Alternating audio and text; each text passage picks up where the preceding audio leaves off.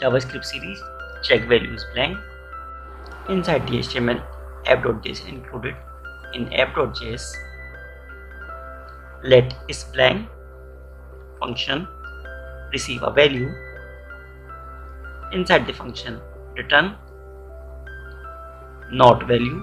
In case our value is undefined, then backslash s and forward slash dot test value, and here I add exclamation mark to note this value is checked. If find only space, in that case return 0. After that add another value equal to null, in that case return true, else false. Then add a condition for undefined.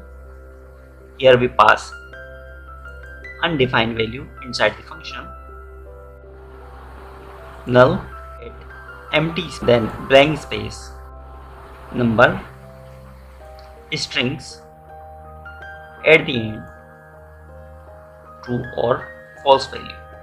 It's boolean. Let's see the change.